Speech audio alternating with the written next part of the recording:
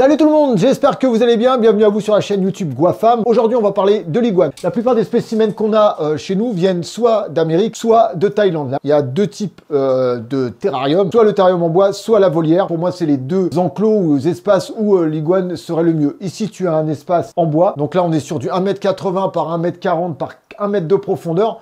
Donc c'est largement suffisant pour un spécimen adulte. Si, par exemple, tu sais que tes spécimens vont pouvoir, comme moi, c'est le cas, se balader, avoir une pièce pour eux, sachant que l'été, mon iguane vit en volière, c'est-à-dire que pendant 3-4 mois de l'année, il est quasiment tout le temps en extérieur, sauf vraiment si des nuits sont fraîches, je les rentre. Donc c'est une espèce qu'il faut quand même faire attention en fonction du spécimen, surtout en période de reproduction, car les mâles peuvent être assez agressifs, mordeurs. Il faut savoir qu'une morsure d'iguane ou un coup de queue d'iguane, c'est dévastateur. Si tu veux vraiment un spécimen qui est, pour moi, avec l'expérience, le retour et en ayant parlé avec des professionnels, c'est vrai que l'iguane albinos, aujourd'hui, ça serait vraiment le plus conseillé. Pourquoi? Parce que c'est un animal, entre guillemets, qui a une très très mauvaise vue. Il va plutôt tendance à se laisser manipuler parce qu'il n'a pas trop de repères visuels. Donc, soit tu le fais en bois, et là on est en bois d'extérieur, on est sur des lattes extérieures, donc c'est un bois qui a été traité, mais voilà, moi j'ai passé une petite couche exprès de vernis pour éviter que ça soit toxique pour la bête, ou sinon une volière, un grand espace.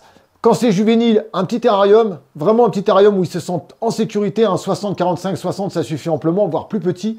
Mais je pense que c'est déjà pas mal. Agrandir le terrarium en fonction de la taille de la bête. Parce que si tu mets tout de suite ton petit spécimen dans un immense terrarium, il va avoir stressé, il va pas vouloir se nourrir, il va pas trouver sa nourriture. Et puis pour aller le récupérer, ça va être beaucoup plus compliqué parce qu'il va tellement stresser que malheureusement, c'est plus compliqué, comme je disais. Par la suite, il va grandir dans un environnement stressant pour lui. Donc pour le manipuler, ça sera beaucoup plus compliqué. Pour nous, la nourriture, tout ce qui est, entre guillemets, végétal et fruits. Bon, voilà, c'est plutôt végétal et fructivore. Pour le démarrage d'un iguane, ça on le voit de plus en plus, et ça c'est aussi un retour vétérinaire. De temps en temps, verre de farine, des petits grillons, si tu vois que ton animal a envie de les chasser, très joueur, pourquoi pas. Et vers de farine ou les grillons vont leur apporter énormément, surtout les vers de farine, de protéines. 1, 2, voire 3 vers de farine par semaine pour bien le démarrer. Et puis une fois qu'il est bien démarré, tu passes à la nourriture classique. Moi j'utilise ça comme complément. Donc là on est sur du Zoomed Adult Iguana Food.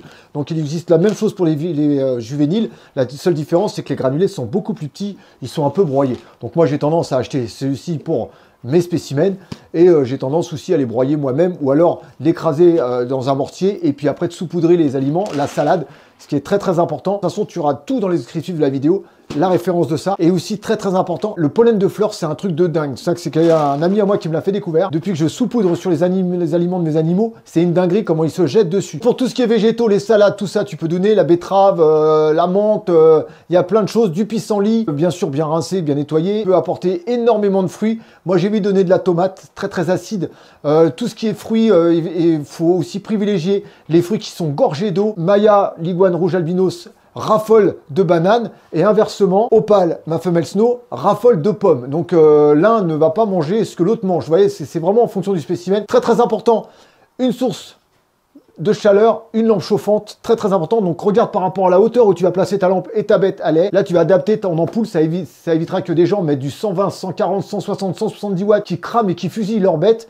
Sachant que en réduisant et en protégeant, on arrive à avoir des températures identiques avec une hauteur donc moins haute et ce qui permet d'avoir des ampoules moins puissantes, donc économie d'énergie. Très très important aussi, ce qui est vraiment primordial, le néon UVB. Donc il y en a qui préconisent du 8, d'autres du 10, d'autres du 12. Donc c'est en fonction de toi, ce que tu veux. Moi je pars toujours sur du 10, comme ça on est entre les deux, du 10.0. Je ne prends que du Arcadia. Tous mes terrariums sont équipés de rampes Arcadia. Pareil, je te remettrai la référence dans la descriptive de la vidéo. Le substrat, c'est à toi de voir. Là, moi j'ai mis des éclats d'écorce. J'ai essayé les éclats de coco, j'ai tout essayé.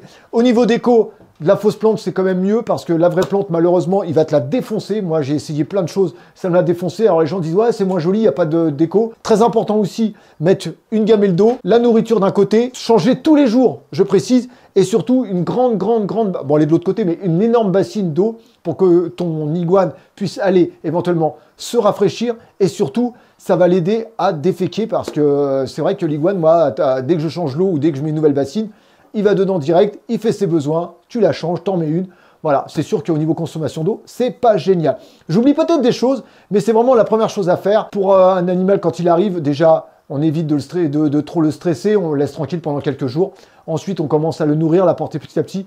On le manipule de temps en temps parce que c'est très très important, surtout les iguanes, surtout adultes, de savoir qu'il a l'habitude d'être manipulé. La vidéo va peut-être déborder un petit peu sur les 5 minutes chrono que j'avais dit, mais il fallait vraiment que je te donne pas mal d'informations rapidement. C'est des vidéos qui sont courtes, qui sont intéressantes parce que beaucoup de gens me posent des questions. Et si tu as un souci avec ton iguane, c'est les vétérinaires. J'espère que des petits concepts comme ça, très très courts, ça t'aidera. Moi, je te dis à bientôt pour de prochaines aventures. Prends soin de toi, prends soin de tes bêtes et prends soin de tes proches. Peace tout le monde. Ciao, ciao.